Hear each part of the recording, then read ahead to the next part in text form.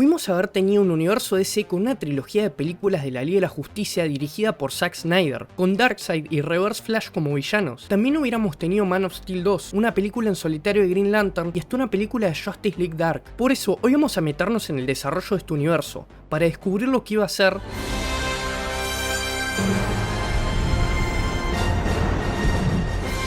Para Zack Snyder, Man of Steel apenas era la primera parte de una historia mucho más grande. Él planeaba una saga partida en 5 películas, centrada en cómo este Superman se iba transformando en un símbolo de esperanza. La segunda parte del plan fue Batman vs Superman, que ya tiene su propio video acá en el canal, así que lo voy a pasar de largo. Lo que importa es lo que venía después, la trilogía completa de la Liga de la Justicia. 5 películas en total y al final de ese arco venía un reboot completo del universo con Flashpoint. Esto no se improvisó sobre la marcha, Snyder lo tenía tan armado que se había sentado con Jim Lee, uno de los dibujantes más importantes en la historia de DC, a hacer bocetos de cómo se vería el final de su saga. Pero hay una decisión suya que es la que explica casi todo el quilombo que vino después. Snyder quería que la cosa arrancara siendo muy oscura, densa y lo más trágica posible, y que recién hacia el final del arco los personajes salieran en una versión más luminosa y esperanzadora. La oscuridad estaba puesta a propósito y era como parte del viaje del héroe. El problema es que Warner no tenía la paciencia como para que Snyder complete su saga, porque querían alcanzar a Marvel lo más rápido posible. Por eso, primero vamos a hablar del cementerio de proyectos que dejó el DCU. Empecemos por la más obvia. Antes de que se estrenara Batman vs Superman, Warner ya había anunciado que Snyder iba a dirigir una Justice League partida en 2, y la segunda con fecha puesta para 2019, pero cuando BVS no funcionó como esperaban, el estudio se asustó y decidió que la primera Justice League fuera una historia cerrada, y que las secuelas se iban a discutir mucho más adelante. Ese más adelante claramente nunca llegó. Después tenemos Man of Steel 2, la secuela directa de la primera película, obviamente. En 2016, después de Batman vs Superman, Warner la puso en desarrollo activo. Esto lo confirmó Dani García, la representante de Cavill en ese momento,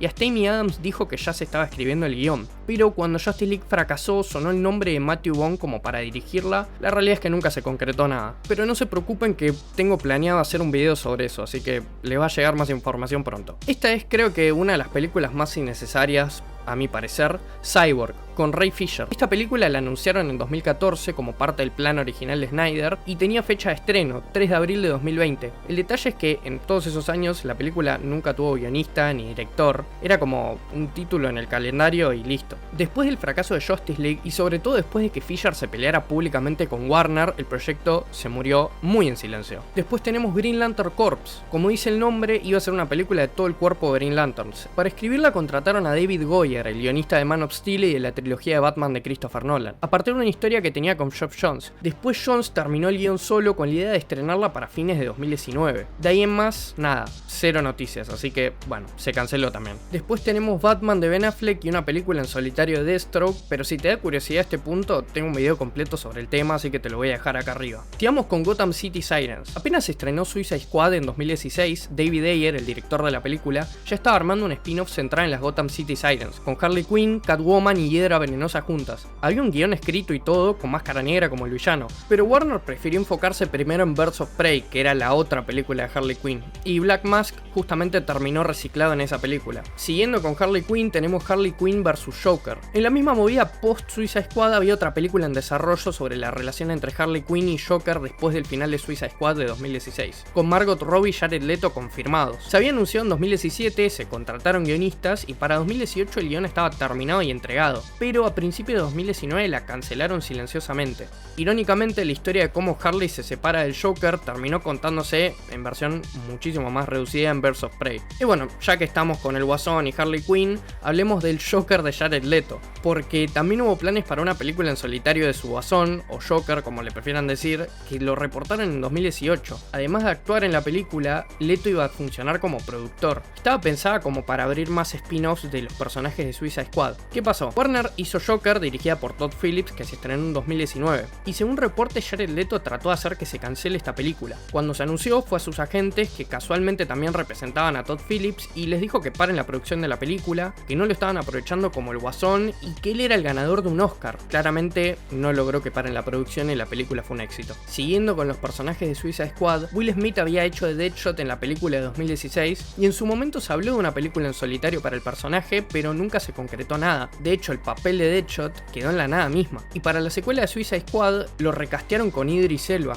y después decidieron que directamente lo reemplace Bloodsport, por si algún día Will Smith quería volver al papel. Después tenemos uno de los casos de cancelación más misteriosos con The Trench, porque después del éxito de Aquaman, Warner anunció en 2019 un spin-off de terror que se llamaba The Trench, con Black Manta como protagonista enfrentándose a esos monstruos que aparecen en la primera película de Aquaman. Sonaba muy interesante, pero en 2021 el estudio lo canceló oficialmente, en el mismo comunicado donde mató otra película de la que te voy a hablar ahora, New Gods. La anunciaron en 2018 con Ava DuVernay como directora y Tom King como guionista. New Gods iba a explorar todo el mundo de Apocalypse y todo el tema de los parademonios con personajes como Mr. Miracle, Big Barda y Orión. Obviamente el proyecto iba a estar conectado con el DCU, pero se canceló en 2021 por una razón bastante pelotuda. Snyder presentó a Darkseid en su versión de Justice League y esto hizo que Warner no quiera cambiar el Darkseid de Snyder, entonces le pareció más fácil cancelar el proyecto directamente. También teníamos una película de Nightwing. En febrero de 2017 Warner puso a Chris McKay, el director de Lego Batman, a cargo del proyecto, con un guión encargado y un presupuesto que iba a rondar supuestamente abajo de los 100 millones. McKay estuvo muchísimos años insistiendo de que el proyecto seguía con vida y pidiéndoles mucha paciencia a los fans, pero el proyecto nunca dio señales de vida. Sigamos con Justice League Dark. Justice League Dark iba a ser la versión sobrenatural de la Liga de la Justicia, con personajes como Constantine, Satana y la Cosa del Pantano. Primero le iba a dirigir nada más y nada menos que Guillermo del Toro, pero cuando del Toro se bajó contrataron a Doc Liman, pero este también se fue. Después intentaron convertirla en una serie con Bat Robot, la productora de J.J. Abrams, y en febrero de 2023 tanto la película como la serie se cancelaron de una. Ahora sigamos con Suicide Squad 2. Antes de que James Gunn hiciera su propia versión, había una secuela directa de Suicide Squad en desarrollo, con Gavin O'Connor como director y guionista. Llegó a sonar que iban a introducir a Black Adam en la trama, pero bueno, el proyecto se desarmó y cuando se contrató a Gunn como director, hizo The Suicide Squad, que era más un reinicio que una continuación. Y por último, pero no menos importante, tenemos a Flash. Esta película tardó casi una década en llegar al cine y la versión que terminamos viendo en 2023 no se parecía en nada a las versiones que se habían intentado antes. La película se anunció en 2014 con Ezra Miller como Barry y fecha de estreno para 2018, justo después de Justice League. El primer nombre fuerte que se sumó fue el dúo de Phil Lord y Chris Miller, los de la gran película Lego, Proyecto Fin del Mundo y Spider-Verse, y los contrataron para escribir un boceto del guión. Era muy posible que la dirigieran también. De hecho, fueron ellos dos los que metieron por primera vez la idea del viaje en el tiempo. Un concepto que terminó sobreviviendo todos los cambios y llegó hasta la película final. Pero Lord y Miller se terminaron yendo para dirigir la película de Han Solo, película en la que los terminaron echando. Después llegó Seth Graham Smith para escribir y dirigir, en lo que iba a ser su debut como director. Iba a trabajar sobre el guión de Lord y Miller, y les tiro un dato de color, en esa época los productores ejecutivos eran Zack y Deborah Snyder. Pero bueno, Graham Smith duró muy poco, se fue a principios de 2016 por la frase que van a escuchar muchísimas veces en este video, diferencias creativas. El director que llegó después fue Rick Famuyiwa, el director de Dope, y este estuvo muy cerca de hacer la película, pero muy cerca. Llegó a hacer casting de varios personajes como Iris West y el padre de Barry, Henry Allen, que incluso terminaron apareciendo en cameos en Justice League, y en su versión de la película iba a incluir a Cyborg. Pero bueno, adivinen qué pasó, Famuyiwa también se bajó a fines de 2016, otra vez por diferencias creativas con el estudio. Y bueno, después hubo una lista de directores increíbles, teníamos a Robert Zemeckis, director de Volver al Futuro. De hecho, me acuerdo cuando cubrí esa noticia en el canal, creo que fue alrededor de 2017-2018, pero no importa, no quedó nada de eso. Después tenemos a Matthew Vaughn, Sam Raimi y Mark Webb, pero bueno, ninguno quedó. Recién en 2018 se sumó el dúo de John Francis Daley y Jonathan Goldstein, que eran los escritores de Spider-Man Homecoming, y con ellos el proyecto empezó a alejarse un poco de ser una adaptación directa de Flashpoint, pero bueno, fieles a la maldición de este proyecto de mierda, también se bajaron a mediados de 2019 por, bueno, ya saben, chicos, ya saben, no hace falta que lo diga, diferencias creativas. Pero yo voy a dedicarle su propio video a la película de Flash porque la verdad que hay mucho más como para desentrañar. Por ahora sigamos con la visión de Snyder. Cuando Snyder hizo Batman vs Superman dejó dos escenas que en su momento parecían sueltas, pero la realidad es que el tipo las había pensado como un adelanto directo del final del plan. La primera es el mundo Nightmare, que Bruce sueña con un futuro donde la Tierra ya está arrasada, que es un desierto lleno de soldados con el símbolo de Darkseid y un Superman convertido como si fuera en un verdugo. La segunda es ese Flash que aparece literalmente de la nada para advertirle a Bruce que Lois es la clave de todo. La lógica del viaje de Flash era esta, porque en el futuro arrasado Cyborg como que llegaba a calcular la ecuación para mandar a Flash al pasado y por eso Barry aparecía en pleno Batman vs Superman gritándole a Bruce. Cuando Snyder se bajó de Justice League, su versión de la película ya estaba filmada entera y muy metida en postproducción. La filmación de Justice League arrancó en abril de 2016 y se extendió hasta octubre de ese año. Snyder dirigía a partir de un guión que había escrito con Chris Terrio y la La película estaba partida en dos como conté antes, pero mientras se filmaba, Batman vs Superman se estrenó y le fue para el culo con la crítica. Unos meses después Suicide Squad, y bueno, salió y fue Suicide Squad, ¿no? Y la verdad que sigue siendo una de las peores películas de superhéroes de la historia, si les tengo que ser honesto. Para Warner fueron dos patadas en los huevos seguidas. La conclusión a la que llegaron en las oficinas es que el problema era el tono, que las películas de Snyder eran muy oscuras, muy densas y muy serias comparadas con las películas de Marvel. Así que eligieron meter mano. Y bueno, cuando un estudio mete mano en una película que ya se está filmando, las cosas salen como el culo, no hace falta que aclare esto, ya lo hablamos miles de veces en el canal, pero la orden más concreta vino directo desde arriba, porque el CEO de Warner Brothers en ese momento, Kevin Sugihara, bajó la línea que Justice League no podía durar más de 2 horas. Una película con 6 personajes principales tenía un límite de 120 minutos con créditos incluidos, así que claramente muchas cosas iban a quedar afuera. Para colmo, Warner no quería esperar, porque tenía fijado el estreno para noviembre de 2017 y no lo iban a mover ni a palo, en parte porque se venía la compra del estudio por parte de AT&T y como hablamos en mi video del DCU de La Roca Johnson, y si no lo viste te lo dejo acá arriba, nadie quiere quedar pegado con una película retrasada en medio de negociaciones. Así que Warner sumó a Joss Whedon, el tipo que había dirigido las 2 primeras de Avengers para Marvel. La idea inicial era que Whedon reescribiera escenas para aclarar el tono y que Snyder las filmara. De hecho, los dos arrancaron trabajando juntos como para cumplir con lo que pedía Warner. Pero en marzo de 2017, en plena postproducción, la hija de Snyder, Autumn, se quitó la vida. Snyder trató de seguir adelante, trabajar a pesar de lo que le pasaba, pero llegó un punto en el que simplemente no pudo. En mayo de 2017 se bajó del proyecto para estar con su familia. Acá no hay nada que criticar, ni una sola palabra. Creo que a cualquiera parado en su situación, lo último que le importaría en el mundo es una película de superhéroes. El problema es que Warner vio esta tragedia como una oportunidad. Con Snyder afuera del proyecto, Whedon pasó de reescribir algunas escenas a quedar al mando de la película entera, terminándola como director de hecho. Aunque en los créditos el único que figura como director es Snyder. Whedon metió alrededor de 80 páginas nuevas de guión. Para que tengan una referencia, en cine se calcula que una página de guión equivale más o menos a un minuto de película. 80 páginas en una película de 2 horas significa que más de la mitad de lo que terminó viéndose en el cine era material nuevo de Whedon, con apenas una fracción del rodaje original de Snyder sobreviviendo en el montaje final. De hecho, el director de fotografía original, Fabian Wagner, llegó a estimar que de todo lo que él había filmado con Snyder, en la versión de cine quedó capaz un 10%. Acá entra uno de los papelones más recordados de la película, y es que para las regrabaciones Whedon necesitaba a Superman, obviamente. El detalle es que Cavill en ese mismo momento estaba filmando Misión Imposible Repercusión para Paramount, y para ese papel se había dejado un bigote. Warner le pidió que se afeitara para volver a ser Superman, y Paramount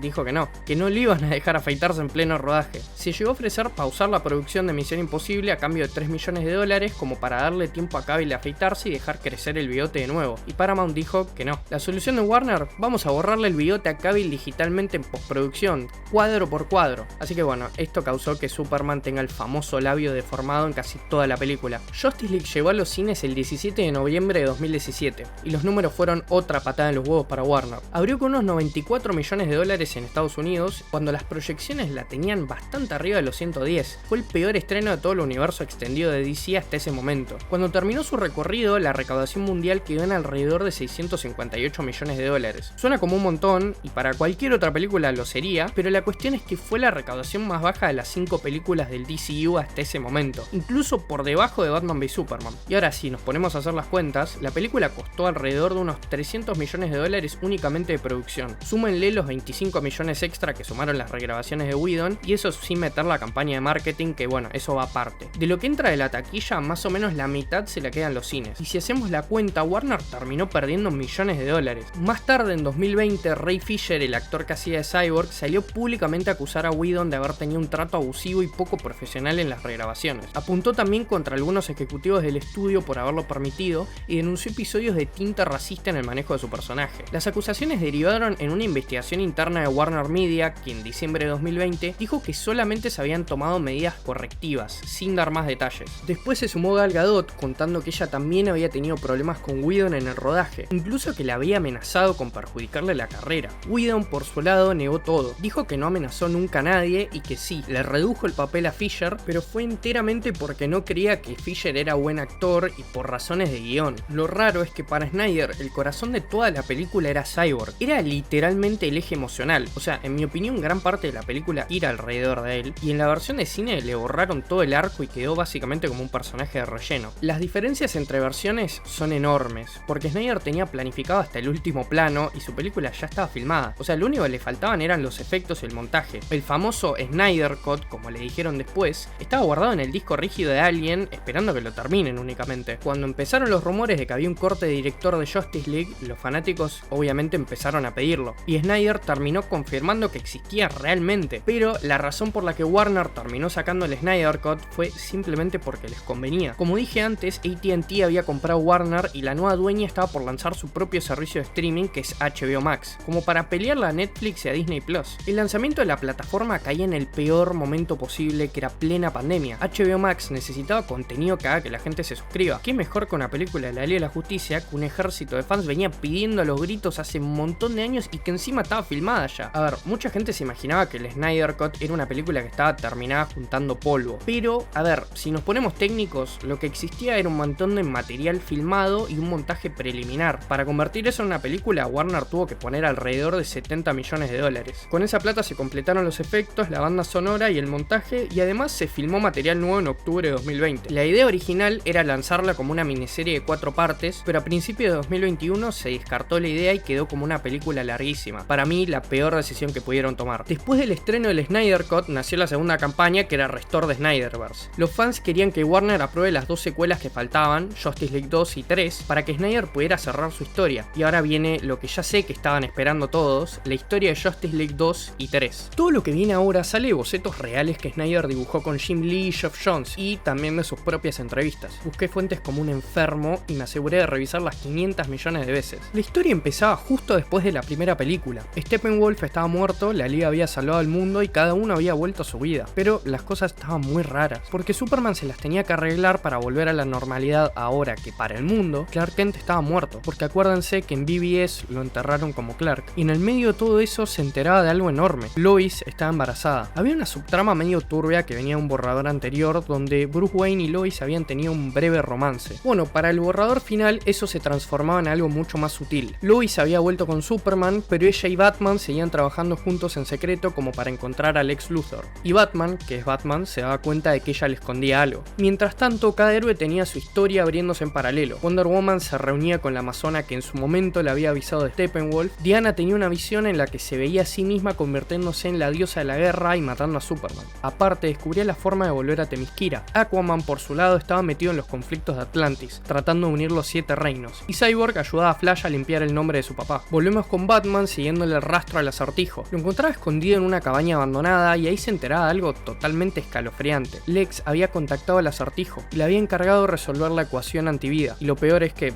la resolvió. Apenas suelta esa información, el Acertijo se pega un tiro adelante de Batman. Con la ecuación resuelta, Lex activaba las cajas madre con la idea de quedarse él con el poder de la ecuación. Solo que Lex se creía mucho más inteligente de lo que es, y justo cuando pensaba que había ganado, aparece Darkseid y le arrebata la ecuación antivida. En esta versión sirve para esclavizar la mente de cualquier ser vivo del universo. Lo peor de todo es que Lex ya había armado la Legión del Mal y los mandaba contra la Liga en un ataque coordinado. Cada uno de estos villanos se iba a presentar antes en las películas en solitario, así que para cuando llegabas a este momento ya los conocías. La doctora Poison liberaba un gas letal sobre Themyscira y mataba a todas las amazonas, entre ellas a Wonder Woman, que moría en los brazos de su mamá Hipólita, justo después de haber vuelto a Themyscira encima. En Atlantis, Orm y Black Manta peleaban contra Aquaman y lo asesinaban. Mera lograba escapar de pura casualidad. Y en Ciudad Central, Capitán Frío atacaba a Flash. Cyborg saltaba a ayudarlo y terminaba con el cuerpo partido literalmente al medio. El plan de Darkseid para quebrar a Superman era matar a Lois. En los bocetos, Lois muere incinerada en la Baticueva, donde Batman ve todo pero no puede hacer nada. De hecho, apenas llega a escaparse vivo. Con Lois y su hijo no nacido muertos, Superman se derrumba, cosa que vemos en el Snyder Cut. Terminaba sucumbiendo a la ecuación antivida y caía bajo el control total de Darkseid. Lex, que seguía creyéndose el más inteligente, se daba el lujo de pensar que había ganado, hasta que se cruza cara a cara con Superman. Este usa su visión de calor para incinerarlo vivo. La película termina con un salto de 5 años, dejándonos de lleno en la Tierra de Nightmare. Justice League 3 transcurre casi enteramente en este futuro destruido. Darkseid ya conquistó la Tierra y la había convertido en un desierto lleno de parademonios, con Superman como su verdugo personal. La película abría con la llegada de un Green Lantern a este planeta muerto. Fue a la Tierra porque estaba buscando a su compañero. Se desconoce si el Green Lantern de esta película es Hal Jordan o John Stewart, así que únicamente me voy a referir a él como Green Lantern. Este Green Lantern encuentra a Batman peleando contra una horda de parademonios. Después aparece Deadshot a dar una mano y también Flash. Batman le advertía a Barry que se quedara fuera de la pelea porque era demasiado importante para la misión, pero bueno, Barry no hace caso y casi lo matan. Green Lantern lo salva y todos vuelven a la mansión Wayne, donde Batman les cuenta que tiene un plan. El equipo de la Resistencia que quedaba era un rejunte bastante raro porque eran Batman, Flash, Cyborg, Mera, Deathstroke y el Guasón, exactamente el mismo equipo que vimos en el Snyder Cut. El plan era mandar a Flash al pasado para avisarle al Batman de 2015 la manera de evitar todo este desastre, pero para esto necesitaban una precisión increíble, porque el plan dependía de la posición exacta de la Tierra y tenían una sola oportunidad. O sea, si fallaban había que esperar un año entero a que el planeta volviera a alinearse. Para lograrlo necesitaban la cinta cósmica, que es la máquina con la que Flash viaja en el tiempo en los cómics. Así que Cyborg con Barry hacen ingeniería inversa sobre una Motherbox que se había robado el Guasón. En el primer intento Barry llega muy temprano, se adelantaba, que es exactamente el momento de Batman vs Superman donde Flash se le aparece a Bruce de la nada. O sea que esa escena en realidad es un viaje en el tiempo que salió como el culo. Recién en el segundo intento Barry logra mandar el mensaje correcto y esta vez Batman consigue la información que necesita como para que Darkseid nunca llegue a matar a Lois ni esclavizar a Superman. Cuando Darkseid trata de matar a Lois, Bruce se pone en el medio y es golpeado por los rayos Omega de Darkseid. Lois le avisa a Superman de las emboscadas que tenían preparadas la Legión del Mal y eso salva a toda la liga. Superman reúne los ejércitos de la Tierra, Wonder Woman lidera a Themyscira y Aquaman traía de vuelta a los Atlantes. Los dioses del Olimpo también se sumaban y desde el espacio bajaba el cuerpo entero de Green Lanterns. La Legión del Mal cae completamente derrotada, pero bueno, Bruce está mal herido y se está muriendo. Tiene un momento con Lois donde le confiesa que ojalá hubieran podido tener una vida juntos. Hipólita se muere en los brazos de Diana y Flash se mueve tan rápido que podía estar en dos lugares a la vez. Cyborg toma el control de las cajas madre o las Motherbox, como le quieran decir, y las destruye para debilitar a Darkseid. No hay muchos detalles de si Darkseid se muere o se retira de la pelea como hizo en la primera película, así que pasemos a lo que sigue. Con Darkseid y las fuerzas de Apocalypse presuntamente derrotadas, el mundo entero se convierte en una especie de la Liga de la Justicia gigante. Piensen en Justice League Unlimited, la serie de dibujitos, bueno, eso. Y oficialmente vuelve la era de los héroes, que era medio el punto de la primera película. Ahora vemos un salto temporal hacia el futuro. Vemos que Superman y Lois tuvieron a su hijo y le pusieron Bruce Jonathan Kent. Bueno, el hijo de Superman crecía y terminaba volviéndose el nuevo Batman, honrando a la persona que lo salvó. Y fin. Me parece. Técnicamente creo que es el fin. Esto medio como que parece el cierre perfecto, pero la realidad es que todavía no terminamos. El plan de Snyder incluía un reboot, porque Eobard Thawne, más conocido como el Reverse Flash o Profesor Zoom, como carajo le quieran decir, era muy esencial en este plan. Resulta que mientras Darkseid era el villano principal de la trilogía de Justice League, no me malinterpreten, por el otro lado, la trilogía planeada de Flash tenía que preparar el terreno como para que Reverse Flash sea el gran villano del universo DC. Y se preguntarán cómo carajo funcionaba esto, porque en el DCU nunca vimos un Reverse Flash. Bueno, resulta que Eobard Thawne había viajado desde el futuro como para arruinarle la vida a Barry Allen. Hasta ahora es el origen que conocemos todos, pero su influencia se iba a ver en el resto de las películas. Había un montón de cosas que pasaban en el universo que realmente eran obra de él. Jay Oliva, que era el colaborador de Snyder, hablé de él en mi video de Batman, lo comparó directamente con Thanos. Esto iba a desembocar en una película de Flashpoint y la idea era llegar al final de la saga de Darkseid y después como que dar vuelta a todo con Flashpoint y reiniciar el universo con un cast nuevo, porque piensen que para las aproximaciones de Snyder más o menos habían pasado 10 años. Como dije previamente, para DC Flash solo sirve como botón de reinicio, pero bueno, Snyder podía usar Flashpoint como un reboot sin tener que explicar mucho después. El plan era buenísimo, así que la pregunta del millón es, como siempre, si el Snyder Cut había sido un éxito, ¿por qué Warner no quería restaurar el Snyderverse? La primera razón es que restaurar el Snyderverse es de alguna manera admitir que se habían mandado una cagada, reconocer que la decisión de meter a Whedon, refilmar toda la película y medio que cagarse en la visión de Snyder había sido un error garrafal y reabría todo el quilombo de las denuncias de Ray Fisher. La segunda razón es, si Warner cedía una segunda vez ante los fanáticos, medio que se sentaba un precedente bastante peligroso, porque hoy te piden las secuelas de Snyder y mañana ¿qué te van a pedir? Y la tercera, bueno, es mi opinión, pero es la respuesta más simple que les puedo dar. Warner ya estaba mirando para el otro lado, chicos. Tenía la cabeza puesta con sus propias ideas para los personajes de DC y el universo extendido, y el plan de Snyder no entraba ni en pedo en esa narrativa. Así que con esto oficialmente muere el Snyderverse. Las preguntas que les dejo son estas. ¿Les gustaba el plan de Snyder o prefieren el universo nuevo de James Gunn? Para ustedes, ¿de quién es la culpa del fracaso de DC? Díganme en los comentarios.